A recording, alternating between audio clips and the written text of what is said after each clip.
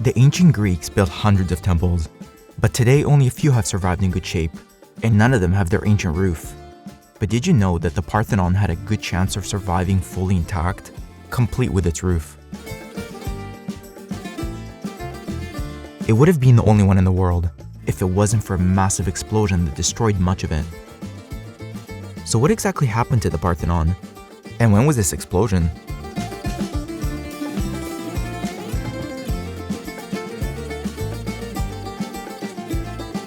This is not going to be your typical Parthenon video, as I won't be focusing on the classical period, because everyone else already has.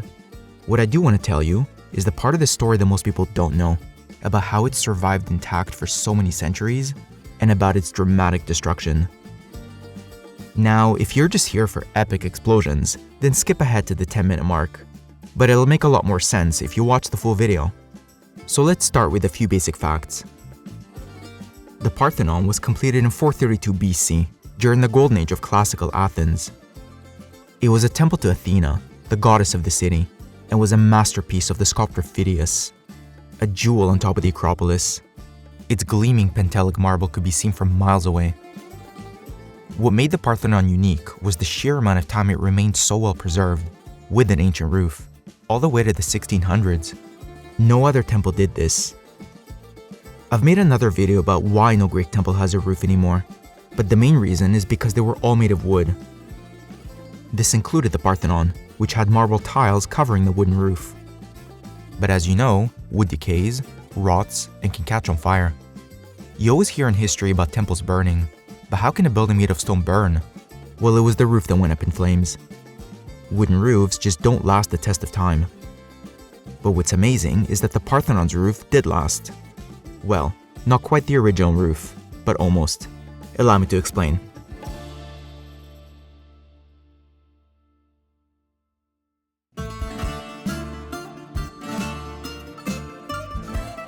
The original classical roof lasted for almost 700 years, until late antiquity.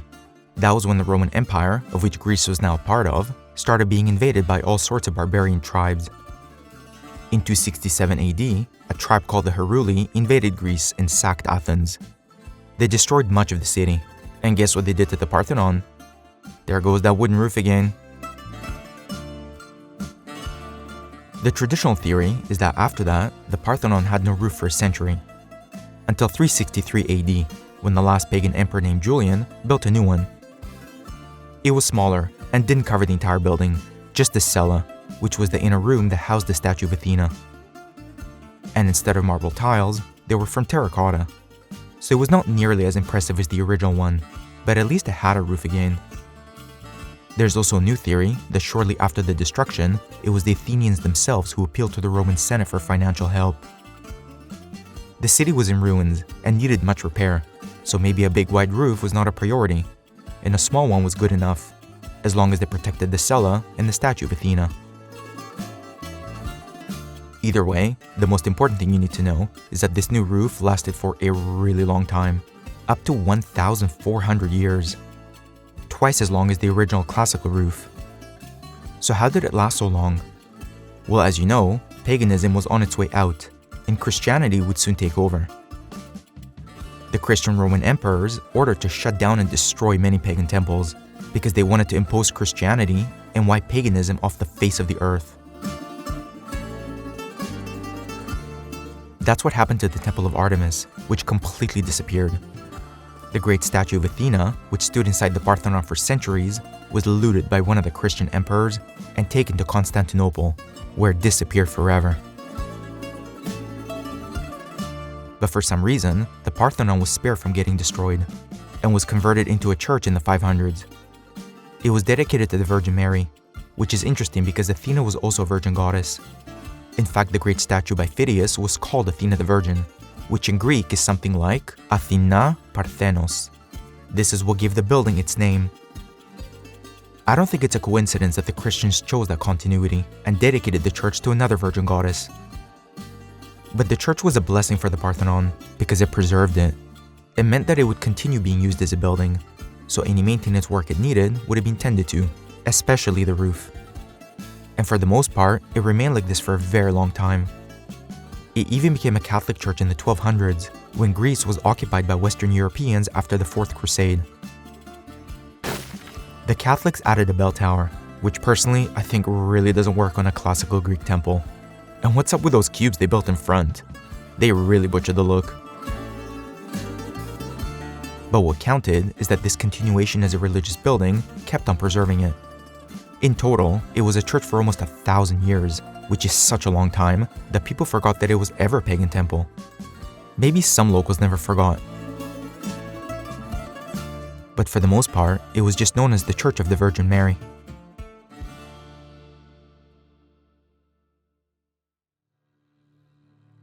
The identity of the Parthenon was lost from public consciousness for a very long time, until the Renaissance.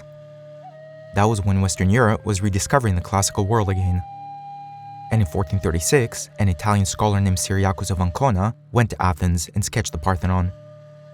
I have to show you what he wrote because this is really interesting.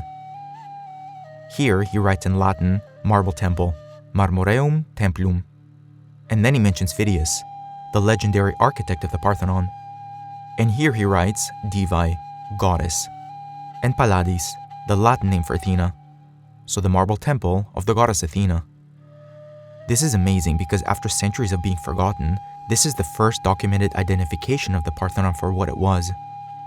This knowledge was always somewhere, but he may have been the first non-Greek to connect those dots.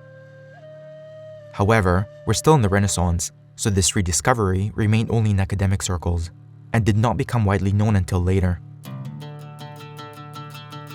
20 years after his visit to Athens, the Ottoman Empire, which was expanding into Greece, took Athens in 1458, just 5 years after they conquered Constantinople.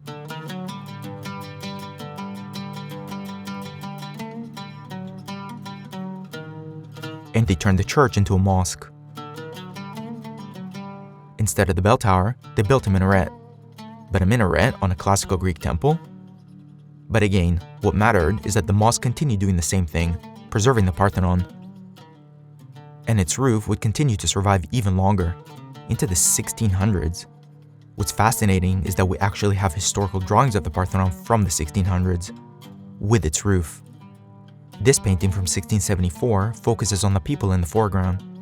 The Parthenon is just a passive detail in the background, but if you look closely, you can see the roof, as well as the minaret.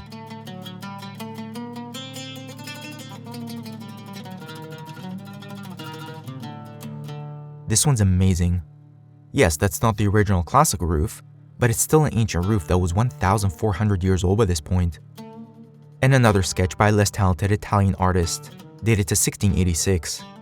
Notice that the acropolis is labeled Cittadella in Italian, citadel, and the Parthenon is labeled Gran Moschea, Great Mosque. This shows that the building's true identity was still not entirely clear, even as late as 1686. I can just imagine that Italian asking the locals what the building was called, and they simply told him the mosque. But it would be really interesting to know how many people at the time actually knew what the building really was. I believe that if it survived this long and nothing else happened, that there's a good chance it would have made it until today. It just needed to last for 3 more centuries, and we'd have a whole Parthenon today, complete with an ancient roof. But something did happen, just a year later. In 1687, the Ottomans were at war with Venice, a powerful maritime republic, in what's known as the Moravian War. Both powers controlled different parts of Greece, so this was just another standard war for territorial control, and Greece was the pawn that was being tossed around between them. On September 21st, 1687, the Venetians arrived in Athens. The Ottomans were outnumbered, so they evacuated the city and retreated up to the acropolis, where they garrisoned themselves until reinforcements could arrive. The Venetians set up cannon and mortar batteries on the hills around the acropolis, and the siege began. Meanwhile, on the acropolis, the Ottomans were busy fortifying themselves in. They stored gunpowder inside the propylaea, the gateway to the acropolis.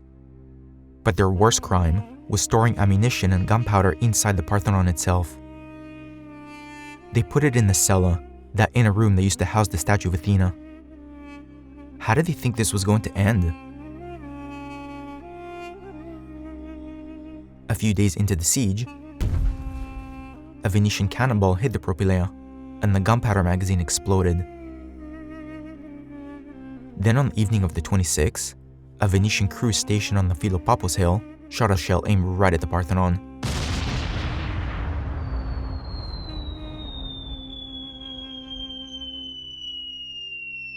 The shell hit it smack on.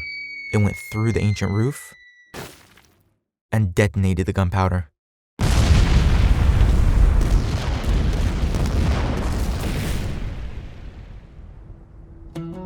The massive explosion destroyed the walls of the cella, tumbled over columns, blew off sculptures, and the entire roof collapsed.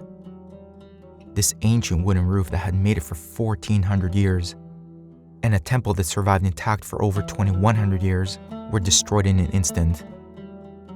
This dramatic event was later recreated in these historical sketches that show the arc of the shell and the ensuing explosion. So now there are some questions. Why did the Ottomans keep gunpowder inside it? And did the Venetians know about it? There have been speculations that the Ottomans stored it there because they assumed that the Venetians would never dare target such a beautiful ancient treasure. If that's true, then it would suggest that the Ottomans knew what the building really was, and the value that it had. But then they made a huge assumption that the Venetians would also know, or even care. The commander of the Venetian forces, Francesco Morosini, described it as a miraculous shot, which shows that he wanted to target the Parthenon. At the very least, it shows that he took pleasure at what happened. Barbarian. He then ordered to remove statues from the Parthenon in order to take them back to Venice, and when the rope snapped, ended up dropping some of them to the ground, smashing them into pieces. In the end, the Venetians only held Athens for 6 months. Then the Ottomans took it back. So all this destruction for nothing. Today, much of the Parthenon is reconstructed. The columns on the north side were built up again, so some of its original form was salvaged. But the south side still shows the gaping hole caused by the blast. But to really get a good sense for the scale of the destruction, these historical paintings show the real aftermath in the years that followed. The Ottomans picked up the rubble and used it to build a mosque right in the middle of it, which tells me that they didn't feel remorse for what happened. This complete Greek temple was hollowed out completely, the cella and roof gone, and only half the column still standing. And the tragedy doesn't even end here. 114 years later, another barbarian showed up, a Scottish aristocrat named Lord Elgin, who was the British ambassador to the Ottomans. He got permission from the Ottomans to only study the sculptures, but ended up taking them for himself. He hired local men to extract them one by one, and lowered them with ropes. In the process, he robbed the Parthenon of half the sculptures that were still left on it since the explosion. He shipped them back to Britain, and then when he got into financial troubles and a costly divorce, sold them to the British government in order to cover his debts. He used these priceless treasures to pay for his personal legal expenses. Today they're housed in the British Museum. The Greek government has been trying to get them back for ages, and rightfully so, but without success. This is my own theory, but I believe that if the Parthenon was still a complete building by the time Elgin laid his eyes on it, that he wouldn't have had the nerve to help himself to the sculptures. Once something is a cadaver, the vultures come and pick away at it. And so this was the tragic fate of our beloved Parthenon, an artistic masterpiece and one of the most epic Greek temples ever built. It could have been the only one in the world to have survived intact if it wasn't for human recklessness, carelessness, and greed. Today's millions of tourists who visit it marvel at its glory, most of them not knowing that it could have been even more magnificent.